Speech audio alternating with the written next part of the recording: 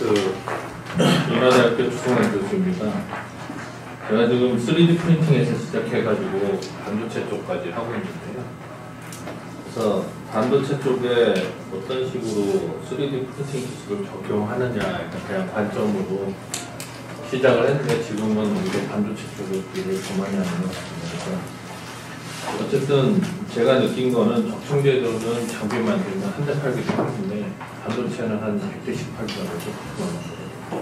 그래서 같은 기술로 좀 더 큰 시장에 들어갈 수 있는 그런 방향으로 생각해서 강의자를 만들어봤습니다. 뭐 소개한 대로 이제 저는 현재 인하대학교에서 제조적 혁신 전문대학원에서 교수라고 있고요. 반도체 패키징하고 그 적충제조 쪽을 하고 있습니다.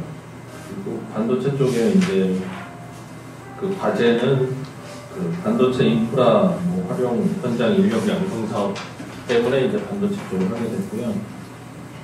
그 이후에 이제 4단 진공 레이트 결과 포함된 노드락 및 트랜스퍼 시스템 개발에 이제 그 시뮬레이션 파트 쪽으로 하고 있습니다. 그래서 현재는 반도체 쪽 3D 프린팅 기술에 젠트리라는 기술을 가지고 10마이크로 에어로졸 EMI 차폐 장비를 개발했고, 현재는 하이브리드 본더에 헤드 부분하고 온라인 시스템을 설계하고 있는 그런 상황입니다.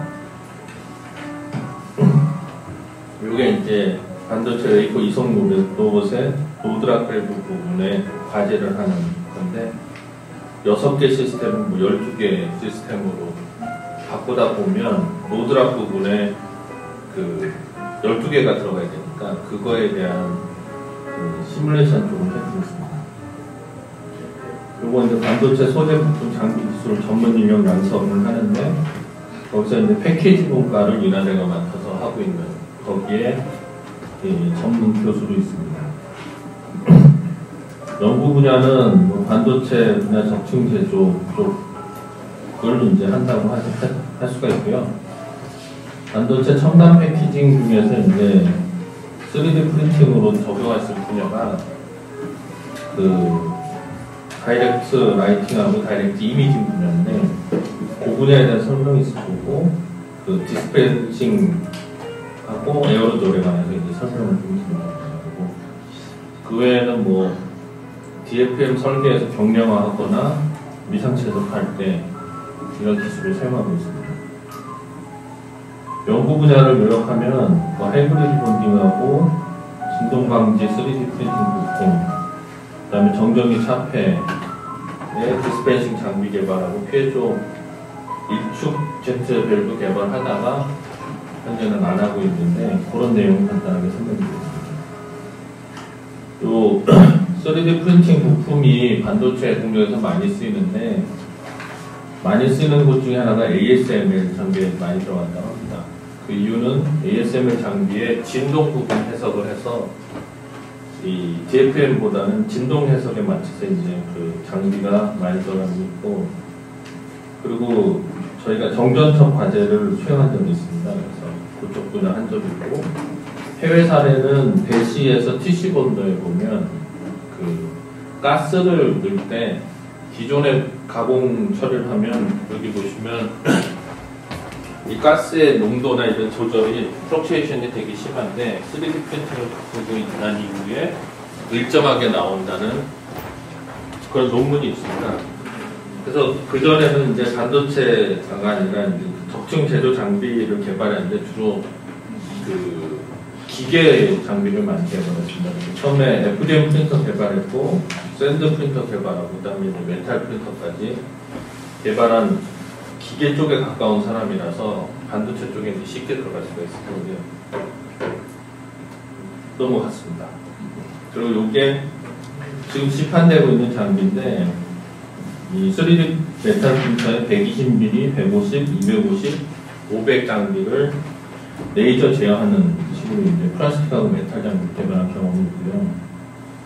그리고 부품은 이제 현대중공업에 들어가는 엔진 부품 중에 노즐 파트하고 그 한국 타이어에 들어가는 이제 뭐죠?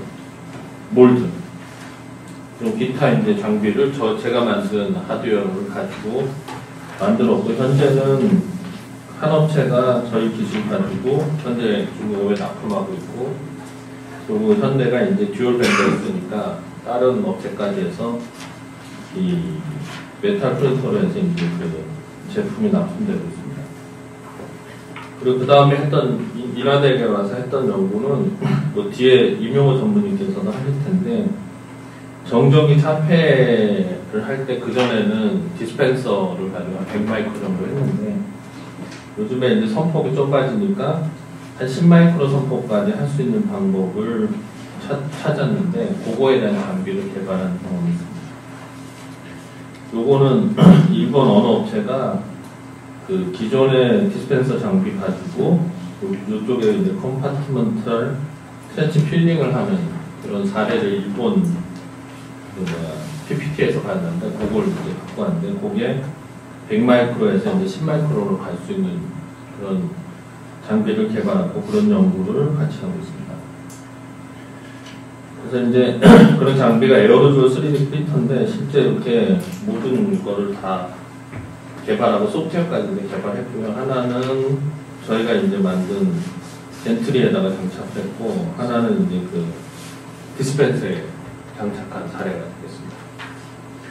실제 모든 걸 거의 다 자체 설계했는데, 자체 설계할 수밖에 없는 게, 이 장비가 전부 인치 단위로 되어 있는 장비라서 미터 단위로 바꾸다 보니까 부품 자체를 다 깎고 만들고 할 수밖에 없었더라고요. 소프트웨어까지 해서 다 개발했던 경험이 있고요. 그래서 이걸 갖고 조립책에서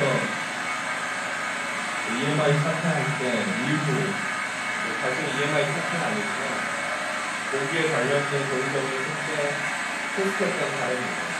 그래서 이게 뭐 잘 되면 이 장비는 그 디스펜서에 실제 장착해서 했던 사례가 됩니다. 그 다음에 이제 또 삐에조 제트 밸브를 만들어 달래가지고 1축짜리 이제 삐에조하고 스프링 사용해서 밸브를 만들었는데, 이게 뭐 중국 제품이 싸게 들어와서 안 하게 됐다가 중국 제품이 이제 계속 품질에 문제가 생기니까 다시 해달라고 하는 상황이 됐습니다. 그래서 뭐 할지 안 할지 모르지만 이거 하면서 제일 힘들었던 거는 스프링이 이제 뭐 몇천 개씩 구달해야 되는데, 처음에 시제품 만들 때 그 부분에 대해서 이제 처리할 때가 좀 힘들었던 것 같습니다. 그래서 모든 부품 다 이것도 저희가 직접 설계해서 개발했습니다.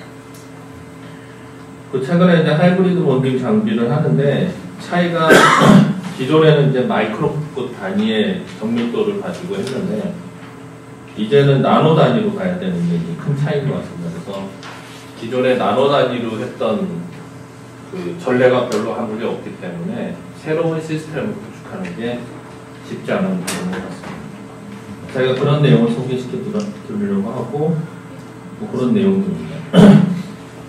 그래서 지금 반도체하고 3D 프린팅을 엮어서 설명드려야 되는데, 이게 약간 혼동될 수도 있지만, 그 반도체 시장에서 가장 큰 마켓은 AI 시장인데, 이 AI 시장이 반도체 시장을 견인하고 있고, 그게 뭐 HBM도 되고 뭐 여러 가지 되는데, 그럼 이 AI가 과연 계속적으로 발전할 것인가에 대한 차트가 있습니다. 여기 보니까 AI의 발전 단계의 스커브에서는 거의 그 막바지 부분에 이제 막바지 초입에 들어가 있기 때문에, 아직도 한동안은 엔비디아나 이런 쪽에서 계속 AI 제품이나 뭐 이런 반도체를 계속 진행될 거라고 여겨지고 있습니다. 그래서 이걸 하다 보면 속도를 향상시켜야 되는데, 그 속도를 향상시킬 수 있는 게 지금은 그 뭐 14나노였다가 7나노 들어오면서 그 동일한 EUV 기술을 가지고 현재는 1.8나노까지 갔는데, 이게 더 이상 갈 수 있는 한계가 거의 막바지에 들어가 있습니다. 그래서 인텔 같은 경우에는 1나노, 2나노 안 하고 뭐 18옹스트롱인가 하는 그런 여기 내용이 있고, 그 다음에 뭐 14옹스트롱까지 간다는데, 이게 점점 비용만 많이 들고 성능 향상이 그렇게 잘 일어나지 않는 그런 이제 한계가 도달하다 보니까, 이제 더 이상 무어의 법칙이라고 해서 2배씩 늘리면 성능이 향상된다는 걸 가지고 계속 발전 반도체의 로드맵을 만들었는데 더 이상 이건 하기가 어려운 상황이 돼서 새로운 기술이 이제 융합돼야 되고 그 중에 하나가 패키징 기술에서 칩넷이라는 게 나왔습니다. 이 칩넷은 뭐냐면 같은 웨이퍼에 동일한 디펙트가 있을 때 사이즈가 작으면 수율이 올라간다라는 그런 기본적인 개념을 가지고 사이즈를 작게 하고 이걸 패키징해서 붙이는 그런 거를 하게 되는데 그게 이제 칩넷 디자인을 가지고 이종 접합을 한다 해서 뭐 헤테로지니어스 인테그레이션인데 그걸 하다 보면은 점점 미세한 기술되고 여러 가지의 문제점을 해결하기 위한 융합 기술이 필요한데 그게 3D 프린팅 기술이 일부 될 수 있다라는 관점에서 여러분한테 설명을 드리려고 합니다. 그래서 과거에는 칩넷이 이건 뭐 롤리서치의 자료인데 칩넷이 없을 때는 이게 쭉 올라가던 성능이나 시간에 따라 들어가는 성능이 향상되는 게 한계가 오다가 칩넷이나 헤테로지니어스 인테그레이션을 통해서 이게 상승 커브를 그대로 유지할 수 있다라는 게 일반적인 그 사고가 되겠습니다. 그래서 요걸 이제 요 리서치가 이런 그래프를 그렸고 그거에 대한 해결 방안이 이런 거다 이렇게 얘기를 하고 있습니다. 그래서 이 칩넷 시장이 뭘 변화시켰냐면 전 세계 모든 프로세서가 이 칩넷하고 헤테로지니어스 인테그레이션의 기술을 가지고 만들어지고 있습니다. 그래서 여러분이 알거나 쓰는 모든 CPU나 GPU나 핸드폰에 들어가는 AP가 전부 이 기술로 사용되고 있다 이렇게 보시면 될 것 같습니다. 그래서 이걸 해결할 수 있는 방법이 결국 병렬 처리를 해서 동일한 시간에 여러 가지 통로를 통해서나 아니면 CPU를 여러 개 써서 처리하는데 이거의 가장 핵심 기술은 선단을 되게 짧게 해야 되는데 그 선단을 짧게 할 수 있는 기술이 유일하게 3D 패키징입니다. 근데 메모리는 이 열이 발생된 부분이 어느 정도 일정하게 연구가 돼서 계속 쌀 수가 있는데 로직은 이 열이 나온 부분이 CPU를 뭐 20개 썼을 때 20개가 다 열이 날 수도 있고 안 날 수도 있고 뭐 여러 가지 변수가 있어서 그 3D 패키징으로 메모리를 쌓고 로직은 평면으로 놓기 때문에 3D도 아니고 2D도 아닌 2.5D란 말을 인간이 만들어냈어요. 그러니까 2.5D란 말은 사람이 만든 말이니까 2.5D라고 불리는 거에 대해서 우리가 특별히 얘기할 필요는 없는 것 같아요. 그래서 2.5D란 말이 그 현실적인 대안으로 이제 나온 거고요. 3D를 하고 싶은데 안 되니까 그런 생각을 하시면 되고 요것도 어디서 그림을 봤는데 그러면 2.5D를 꼭 해야 되냐 했을 때 여기서 보시면 HBM이 있으면 2.5D로 가고 HBM이 없으면 그냥 일반 3D로도 갈 수 있는 그런 형태로 디시전이 되는 것 같은 그림이 있어서 이게 괜찮아서 갖다 놨습니다. 그런데 이걸 할 수 있는 전 세계에서 가장 이걸 제일 잘하는 회사가 칩도 잘 만드는데 그 패키지까지 제일 잘하는 회사가 이제 생겨나는데 그래서 이걸 보통 뭐 솔루션 프로바이더라고 하더라고요. 예전에 과거에는 팹이라고 했는데 이걸 제일 잘하는 회사는 현재는 TSMC밖에 없고 이 TSMC가 앞에 이 말씀드린 2.5D로 해서 제일 많이 파는 게 이제 GPU니까 이런 게 이제 모든 칩을 TSMC가 독점하게 되는 상황으로 가고 있다. 그래서 삼성이 점점 어려워질 수밖에 없는 상황이 된 것 같고요. 그래서 그 대표적인 게 그레이스 블랙웰이라고 해서 GB 어쩌고 하는 것들이 전부 요 TSMC에서 만들고 있다. 이렇게 생각하시면 됩니다. 그렇게 해서 이제 세상은 그렇게 돌아가고 있다는 걸 설명을 드렸고 그러면 3D 프린팅으로 할 수 있는 기술이 여기 보면 6가지가 이제 대표적인 기술인데 그 중에서 잉크젯으로 하는 거는 뭐 일반적으로 지금 많이 쓰이고 있는데 이게 한 100마이크로 정도 돼요.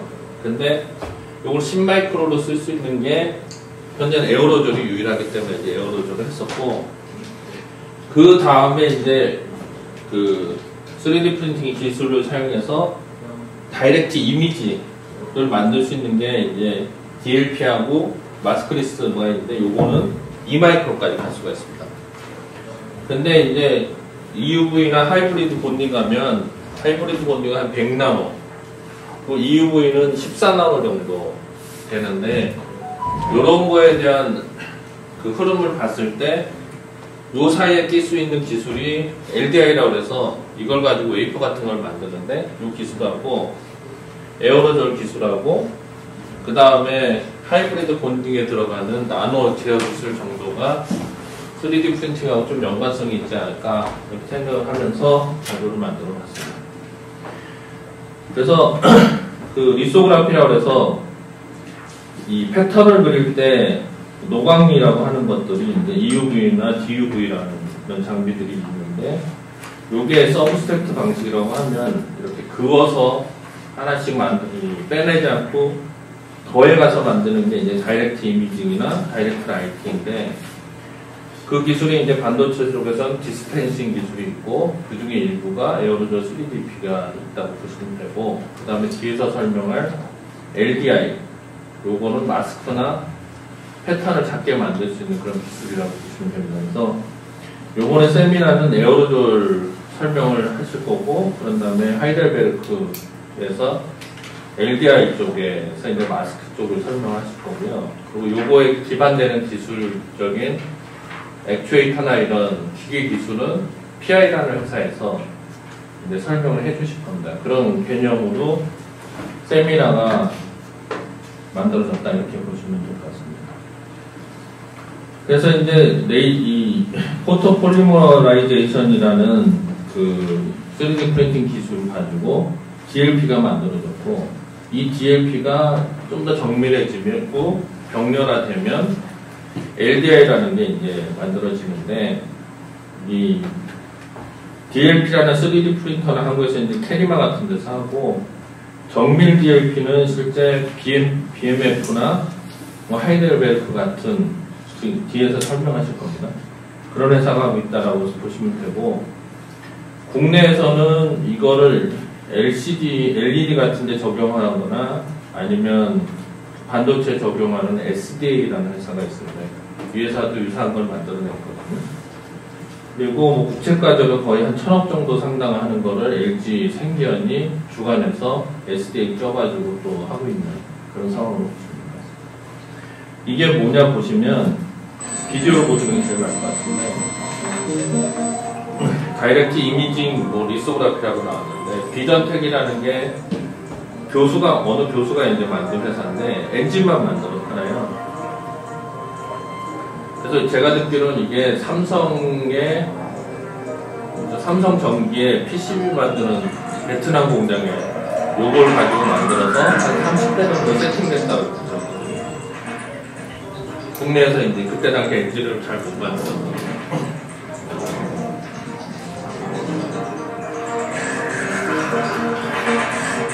그런 식으로 4개가 붙어있는데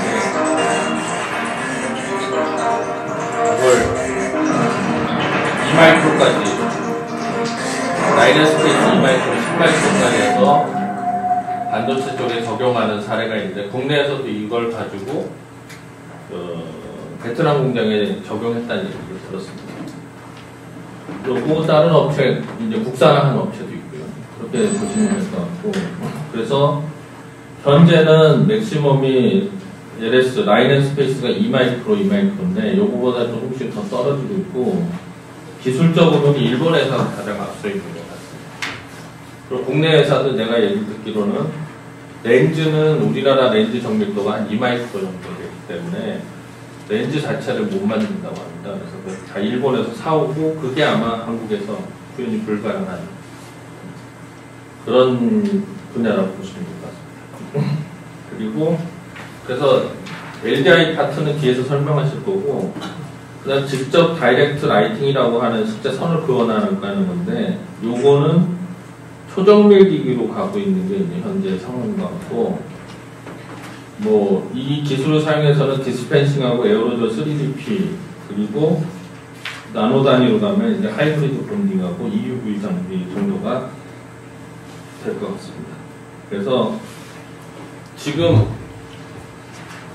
새로운 장비 개발이 어려운 게 1마이크로대까지는 기존의 기술 갖고 다 되는데 이쪽으로 내려가면 이제 복잡해지는데 그런 거에 대한 설명은 뒤에 이제 PI라는 회사에서 설명을 해주실 겁니다. 그래서 어떤 식으로 접근하는 게 좋은지를 여러분이 그거를 듣고 가시면 그것만 해도 이제 큰 도움이 될 거라고 생각합니다.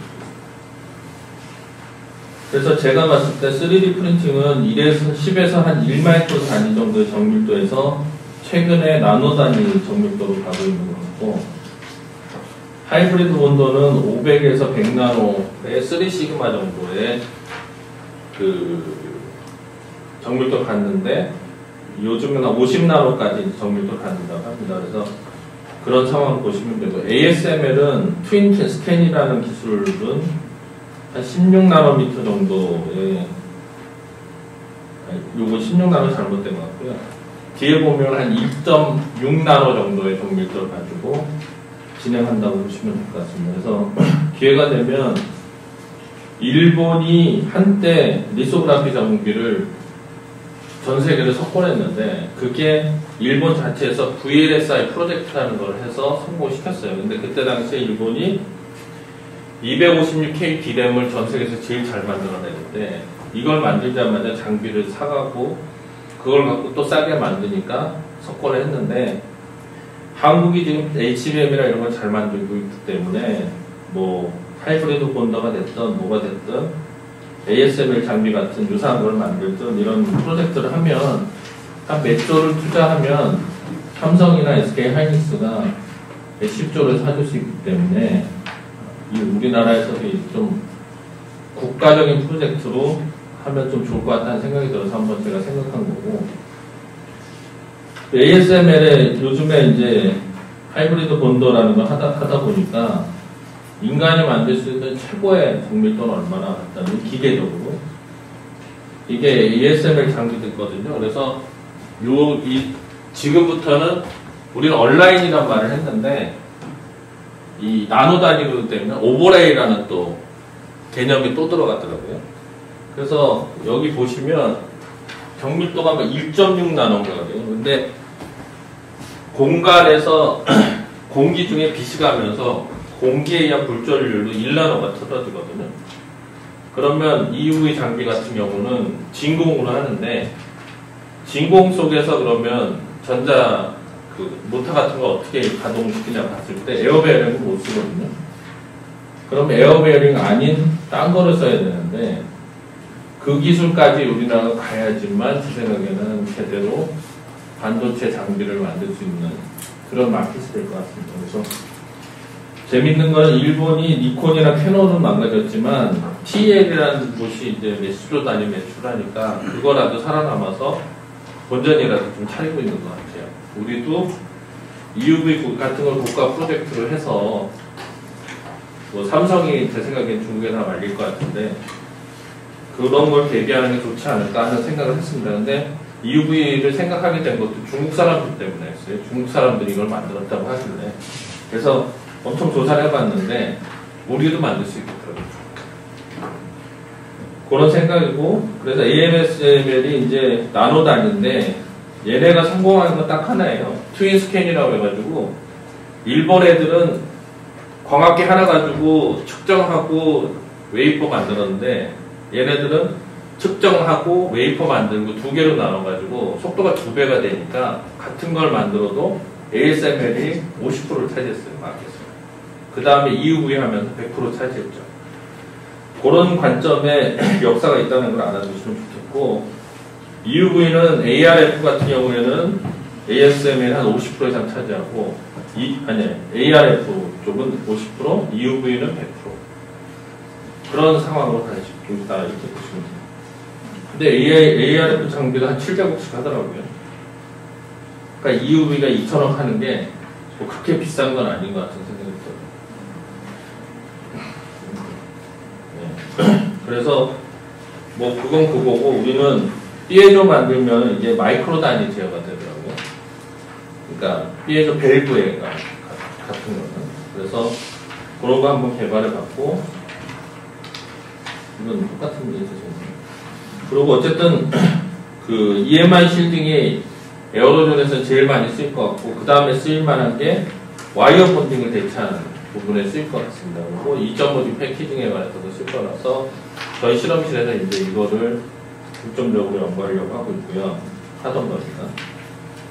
그 다음에 이제 여러분한테 여기서 설명드리고 싶은 거는 하이브리드 본딩인데, 이 자료는 제가 바꿔놔가지고 아마 안 맞을 거예요. 이게 매주 바뀌기 때문에 반도체는. 그 하이브리드 본딩에 관해서 설명을 드리려고 합니다. 하이브리드 본딩은 기존에 여러분이 아니라 HBM에서는 TCB 본딩이라고 해서 열하고 압력을 사용해서 이제 본딩을 붙이고 납땜이라는 것 같은 걸 했어요. 솔더링이라고. 근데 하이브리드 본딩으로 오면서는 아예 그런 게 없어졌습니다. 그냥 구리하고 구리 붙이는데, 그 붙이는 기술이 W2W라 해서 웨이퍼하고 웨이퍼를 같이 붙여요. 그냥 구리를, 각막을. 그거는 상용화가 됐고, 지금 D2W라 해가지고 다이를 웨이퍼에 붙이는 거는 상용화가 잘 안 돼서 지금 막 HBM에도 적용하려고 하고 있는 상황입니다. 그래서 그런 쪽으로 생각을 하시면 좋을 것 같습니다. 그래서 지금은 관심 있는 분야가 D2W고, D2W가 결국은 하이브리드가 아니라 HBM의 핵심적인 기술로 들어갈 거다, 이렇게 보시면 될 것 같습니다. 근데 이 기술은 예전에 이렇게 특허를 가진 회사, 아데이아라는 회사에서 다 팔고 있었어요. 그래서 그 W2W 본딩 중에 그 낸드 메모리를 만드는 기술은 그 중국의 애들이 YMTC라는 곳에서 먼저 사갖고 와서 400단을 세계 최초로 발표하니까 삼성에서 이 하이브리드 본딩을 하자고 얘기하면서 이제 했는데, 중국이 먼저 사간 특허를 가지고 했던 특허를 벗어날 수가 없어요. 그래서 삼성이 다시 중국에서 그 특허를 사오는 그런 상황까지 갔는데, 그러니까 결국은 그런 류의 이제 세상의 변화가 올 것 같습니다. 그래서 제 생각에는 삼성이 됐든 뭐가 됐든 메모리 사업은 중국이 다 우리는 지금 뭐 많이 가져갈 거라고 이제 생각이 되거든요. 조선처럼 뭐 맨 끝에 끝단만 남는다든가, 요즘에 LED 사업 보면은 최상위 테레 TV는 중국이 최근에 들어오기 시작했더라고요. 그래서 그런 류도 이제 곧 될 건데, 거기에서 이제 생존 전략을 우리가 뭐가 될지 한번 생각해 보시면 좋을 것 같습니다. 그래서 CIS라고 해서 여러분이 쓰고 있는 핸드폰의 카메라, 그걸 CIS라고 그러는데, 소니가 세계에서 제일 잘 만들어요. 근데 얘네는 이미 하이브리드 본딩을 가지고 3단을 싼 겁니다. 이게 무슨 얘기냐면, 기존에는 이런 식으로 이 평면으로 붙이던 거를 3단으로 싸면 좀 더 정밀하게 나올 수가 있겠죠. 이 부분이 없으니까.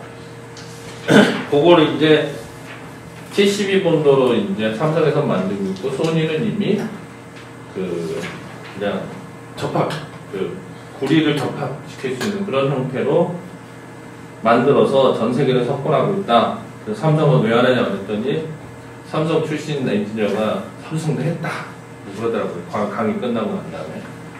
뭐 하여간 그런 얘기가 있었고, YMTC라고 해서 낸드 메모리 400단 쌌다는 거, 이게 하이브리드 본딩을 했는데, 요게 엑스스태킹이라고 해서 결국은 아데이아라는 회사에서 특허를 사갖고 와서 먼저 한 거밖에 없어요. 그래서 그러면 삼성에서 이런 걸 안 했냐고 그랬더니, 삼성은 200단이고 300단이고 잘 싸기 때문에 굳이 이걸 할 필요가 없었다고 그러더라고요. 근데 400단까지 오게 되니까 안 되는 거죠. 그러니까 중국은 엄청나게 많은 돈을 정부에서 쏟아가지고 신기술을 도입해가지고 시장을 앞서 나가는데, 우리도 기술적으로 앞서 나갈 수 있는 방법을 미래에 보고 투자해야 되는 게 좀 필요할 것 같다는 생각이 듭니다. 그리고 HPC에서 하이 퍼포먼스 컴퓨팅에서는 AMD 칩의 상위 버전은 전부 그 하이브리드 본드를 사용해서 만들어요, 제품. 그리고 인텔도 만든다고 하고, 인텔은 뭐 클리어 워터 폴리스트 CPU에 하이브리드 본딩을 2025년에 적용한다고 합니다.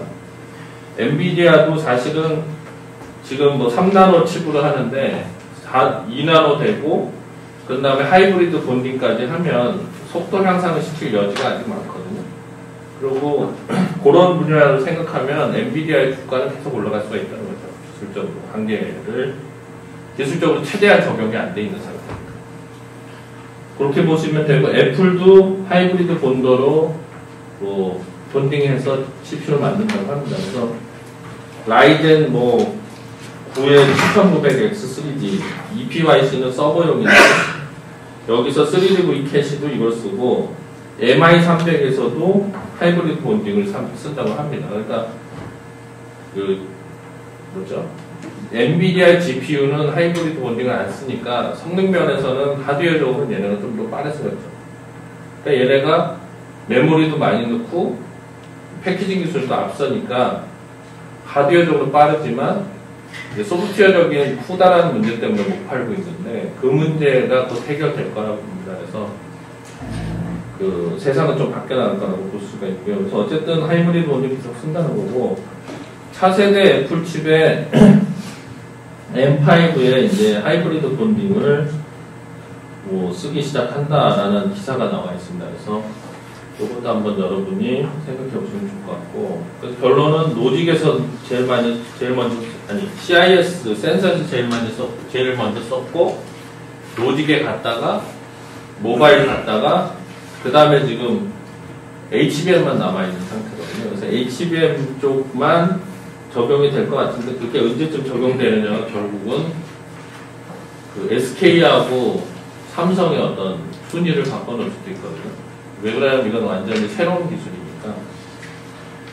그렇게 보시면 되고, 하이브리드 본딩은 CIS라고 해서 아까 그 카메라 찰상 소자, 그건 이미 상용화가 됐다고 HVM이라고 나와 있죠. 뭐 렌즈도 중국 애들이 먼저 했고, 삼성도 이걸 도입한다고 합니다. 그래서 특허 라이센스를 YMTC랑 계약했다라는 게 이제 신문 보도로 나왔더라고요.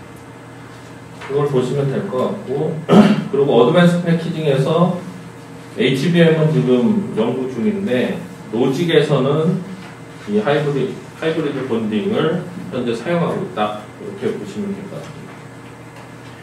그래서 뭐 하이브리드 본딩이 모두 쓸 거는 같지는 않고, 칩 중에 핵심 부품인 CPU나 이런 GPU 같은 XPU에서 쓰이고, 메모리에서 쓰이는 정도가 이제 될 거고, 나머지는 TCB 본더를 가지고 일반화될 거라는 게 이제 예측이 되고 있습니다. 그래서 그 본딩을 각 칩별로 이제 사용하는 방법을 설명한 거고, 우리나라는 하이브리드 본딩에서 사실은 HBM이 먼저 할 거로 여겨졌는데, 낸드 메모리나 이런 쪽에서 먼저 되고, 순서가 제가 봤을 때는 낸드 되고, HBM 되고, CIS 쪽 적용될 거라고 이제 여겨지고 있습니다. 그 HBM이 지금 현재 보면 뭐 MR 머푼이 뒤에 뭐 기회가 되면 설명을 드리겠지만, 아니면 뭐 TC, NCF라 그래서 필름을 쓰는 거냐 아니면 한꺼번에 몰딩하냐가 이제 중요한 관건처럼 얘기하고 있는데, 사실은 삼성이 지금 메모리 칩을 1A라는 걸 쓰고 있는데, 이게 원비가 양산이 됐다고 합니다, 수율이. 근데 젠슨왕이 이게 문제가 있으니까, 설계가 문제 있으니까 바꾸라고 한 상태까지 간 것 같고, 그 다음에 원시를 기반으로 해서 만들겠다고 하면, 일단은 메모리가 원비나 원시로 해서 완성이 되면, 이 TC, NCF나 이런 공정에 상관없이 삼성이 엔비디아에 납품할 것 같거든요. 그러니까 제가 봤을 때 메모리의 문제가 제일 큰데, 그 공정의 문제도 자꾸 덮여져 있는 것 같습니다. 그래서 그런 거를 한번 고려해 보시면 될 것 같고, 그러면 TCB 본더로 해서 기존 방식으로 쓰여있는 게 몇 단까지 가능하냐 봤더니, 이 배시 그 자료 보면 33단까지 가능하다고 합니다. 근데 현재 16단까지는 TCB 본더를 사용하는데 20단 이상부터는 열을 못 빼서 기술적으로는 이게 33단이 가능한데 20단 이후는 힘들다라는 게 이제 일반적인 얘기고, 그걸 근거로 해서 HBM5부터는 하이브리드 본딩이 적용될 거다라고 하고 있고, 신문 보도나 이런 걸 보면 2026년에 하이닉스도 양산할 거라고 하이브리드 본딩으로 얘기하고 있고, 라인을 깐다고 합니다.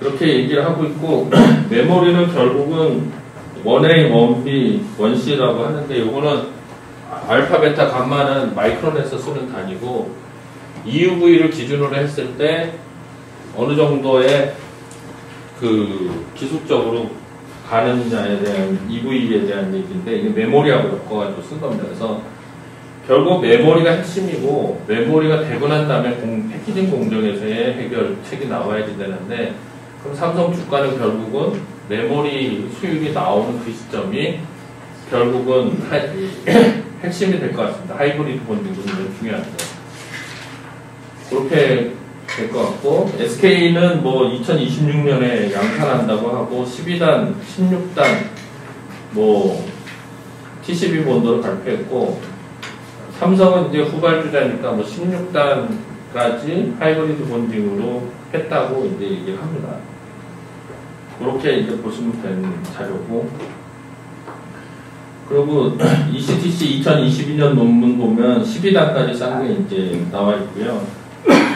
삼성은 뭐 HBM4를 2025년 양산을 목표로 개발 중이라고 하는데 HBM4의 초기 버전은 전부 TCB 본딩을 사용할 것 같고 그 이후에 이제 하이브리드 본딩으로 갈 거로 여겨지고 있습니다. 이유는 열 때문에 바꾼다고 보시는 것가 좋을 것 같고요. 그리고 HBM에 뭐 하이브리드 본딩을 도입하든 뭐라든 가장 핵심은 열 문제인 것 같아요.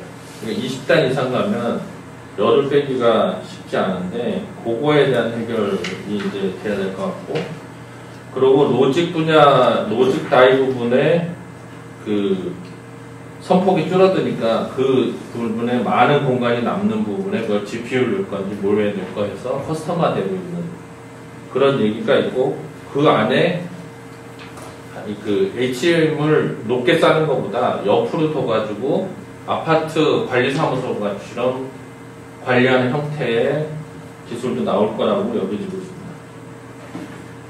그래서 결국은 본딩 기술이 와이어 본딩에서 시작해서 하이브리드 본딩까지 갔는데 지금 현재는 TCB 본딩하고 하이브리드 본딩의 이제 혼용이나 변화의 시기라고 보시면 될 것 같고 이 변화의 시기에서 기술적으로 뭐가 바뀔지를 잘 파악해서 비즈니스를 하시면 좋을 것 같습니다.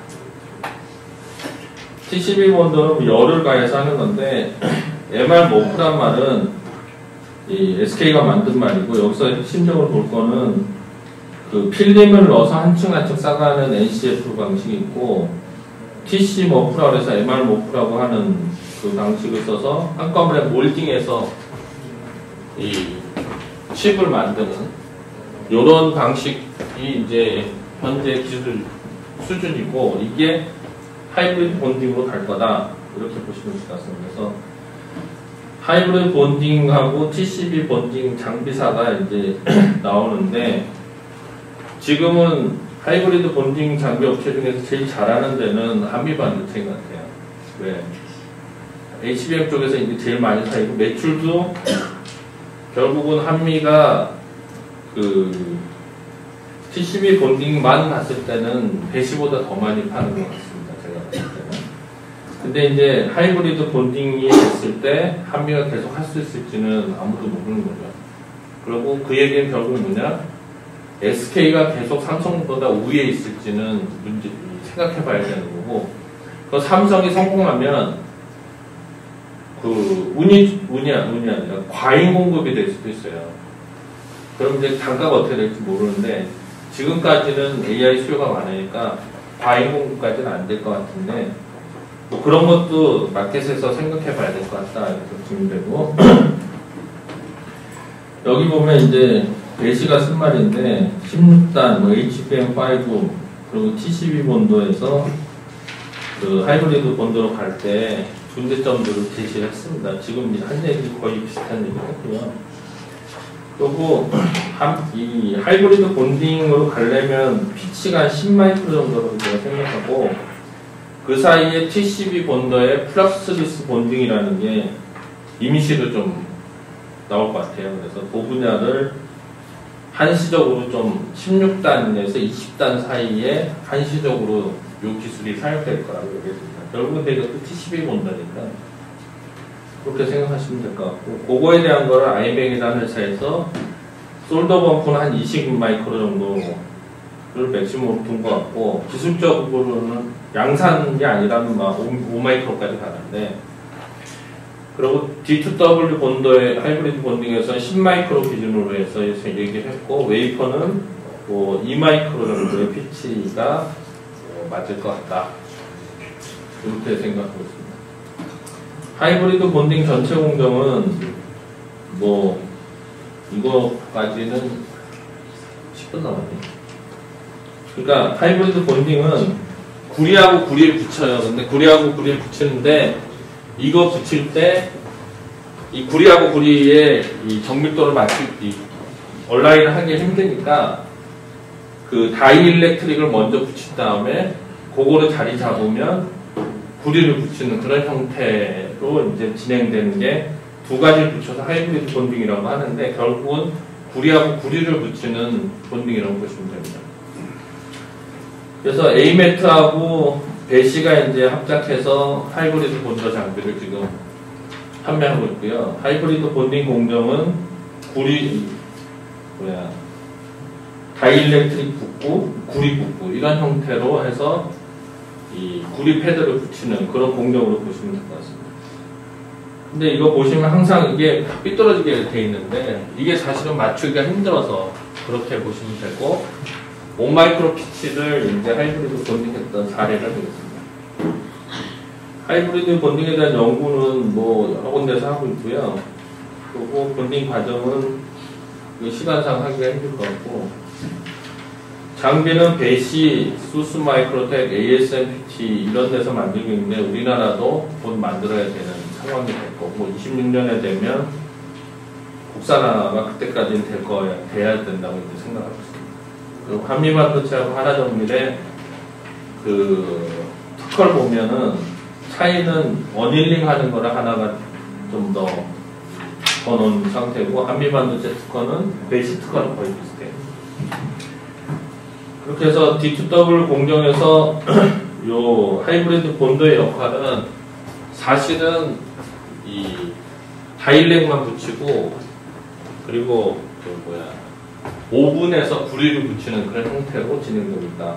이렇게 보시면 될 것 같습니다. 그래서 하이브리드 본딩 장비에 관해서 이제 쭉 개발을 하려고 했던 자료인데, 지금 전 세계적으로 제일 잘하는 데는 배시인데, 울트라 플러스라는 거에서 이제 울트라 플러스 AC로 해서 상용화가 돼서 이 장비가 일반화될 거라고 보고 있습니다. 그 본드에 대한 이제 사양들이고,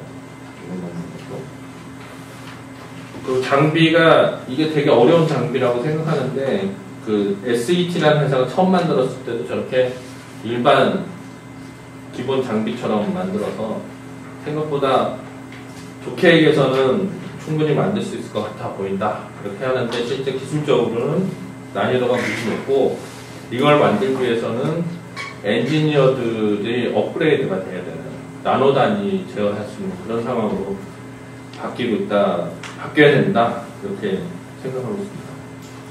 그 하이브리드 본딩 머신의 핵심적인 기술들인데, 이게 이제 시간이 없어서 그냥 대충 넘어가겠습니다. 이게 외국 장비고, 국산 장비를 국산화 시키려고 저희가 맨 뒷부분에 보시면 이 기술을 저희가 이제 해봤습니다. 그래서 헤드 부분은 이 배시 걸 기준으로 해서 우리가 한번 설계를 해봤고, 비전 시스템은 배시 방식으로 한번 이렇게 설계를 해봤습니다. 그래서 그거에 대한 설명이고요. 그 다음에 요 내부 구조가 이런 식으로 구성되어 있다는 걸 설명드리는 거고요. 그렇습니다. 그래서 어쨌든 하이브리드 본더라는 게 2026년에 HBM 개발하는 데 들어가야 되는데, 그 기반 기술은 3D 프린팅이 됐든 뭐고에 대한 겐트리 기술이 들어간 거고, 그 안에서 결국은 정밀도를 맞춰야 되는데 요거까지만 하고 끝내겠습니다. 요게 1마이크로의 3시그마 정밀도를 맞추는 장비를 저희가 이제 국내 개발은 힘들고, 이거에 대한 장비를 찾아보니까 파는 게 있더라고요. 그리고 얘네도 이걸 썼고, 배시가. 근데 국내에서 이걸 요청을 하니까 견적을 20억을 받았어요. 근데 대기업에서 사면 한 반값 정도에 하고, 딜리버리도 우리가 오다 하면은 1년 걸리는데, 대기업에서 하면 한 6개월 정도 되는 거고, 기존의 방식이나 일본 장비를 가지고는 이렇게 만드는 건 사실 쉽지는 않은 것 같더라고요. 그래서 그거를 했고, 그리고 이거는 저희가 학교에서 하기 힘들고 해서 이 헤드 부분을 이런 식으로 측면하고 실제 이 배시가 사용했을 거라는 장비를 가지고 이런 식으로 설계를 했습니다. 그래서 해봤고, 그리고 헤드 부분도 어느 정도 설계를 해서 헤드하고 그 다음에 온라인 정도만 학교에서 개발할 수 있을 거라고 여겨지고 있고, 업체를 찾아서 같이 할 생각을 하고 있습니다. 그래서 결론적으로 얘기하면 그 하이브리드 본딩까지 이제 어영부영해서 왔는데, 3D 프린터는 이제 마이크로 1에서 10마이크로 정도의 정밀도를 가지고 만들 수 있는 기계고, 그 다음에 이 반도체 기계는 일반적인 기계는 TCB 본딩까지는 그 일반 그 3D 프린터를 만들던 엔지니어도 들어갈 수가 있고, 반도체 만들던 엔지니어들도 들어갈 수 있는 그런 마켓인데, 나노 단위로 오면서는 완전히 달라진 그런 개발 환경이고, 엔지니어도 재교육해야 되는 그런 상황인 것 같습니다. 그래서 그거가 이제 제가 여기서 해드리고 싶은 말씀이고, 그거에 대한 이제 가장 기본적인 구동 방식이나 이런 거는 다음 시간쯤에 이제 PI사에서 기본적인 설명을 해주실 겁니다. 그래서 여기서는 그런 기본적인 내용을 좀 들어서 세상이 어떻게 바뀌고, 엔지니어를 어떻게 교육시켜야 되고, 마켓이 어떻게 바뀔지를 한번 생각해보는 그런 시간으로 보시면 좋을 것 같습니다. 네. 그래서 어쨌든 딱 3시 돼서 자료는 많이 갖고 왔는데 이제 대충 이렇게 마무리 될 수밖에 없을 것 같습니다. 네, 이상입니다. 감사합니다.